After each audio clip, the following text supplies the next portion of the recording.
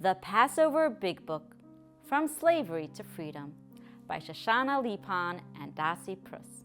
That's me.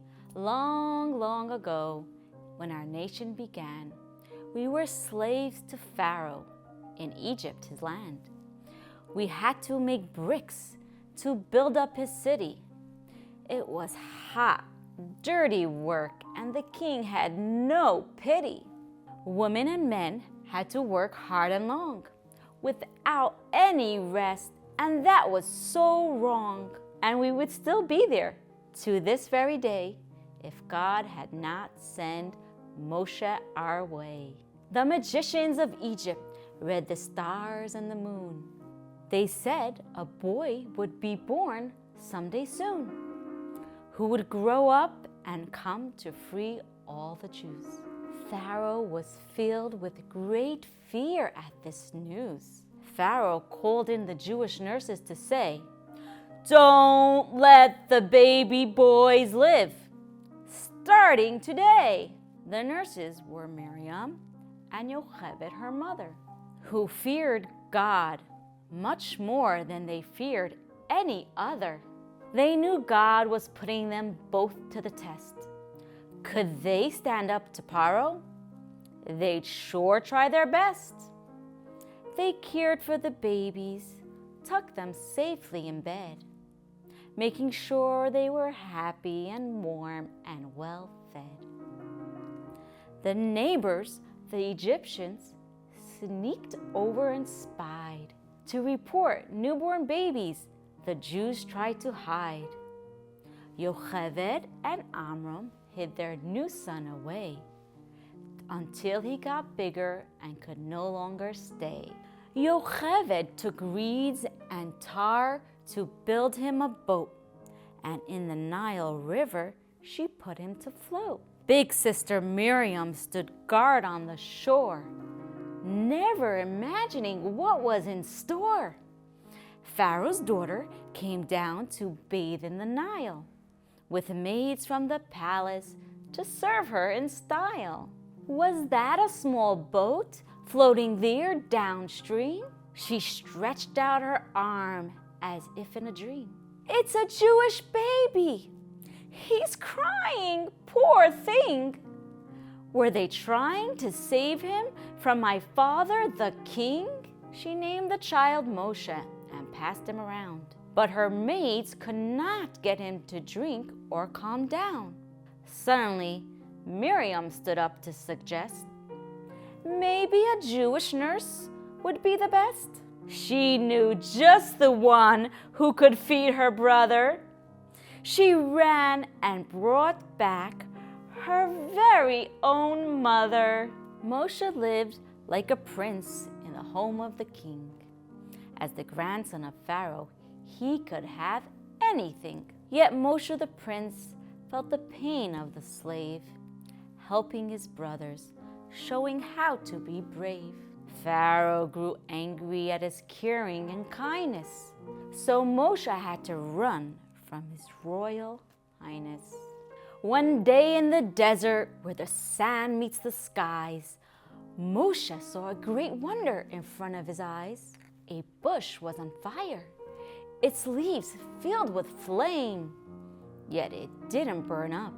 It stayed just the same. From inside the fire, he heard God's command, "Go lead my people from Egypt's land." Moshe asked, "Who am I to be chosen to go?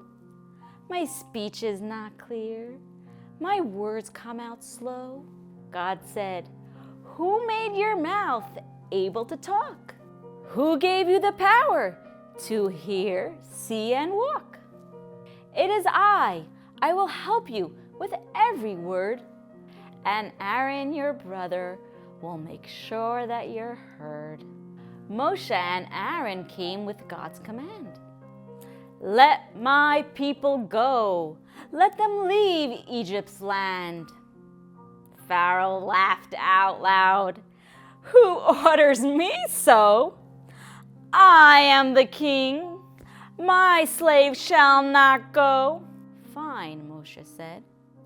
"The 10 plagues have begun. Egypt's water will be blood in plague number 1. But Pharaoh just laughed. That's the best you can do? So God sent out frogs in plague number 2. Still the king did not bend, so stubborn was he. Itchy lice crawled all over in plague number 3. Wild beasts came next, breaking down each door. Lions, tigers, and bears in plague number 4. Plague number 5 brought sickness to cattle, but Pharaoh still thought he could win this battle. With plague number 6, hot boiling blisters burst out on Egyptian brothers and sisters. Now it was time for plague number 7. Fiery hailstones rained down from heaven. Swarms of locusts attacked in plague number 8. They chewed up the trees.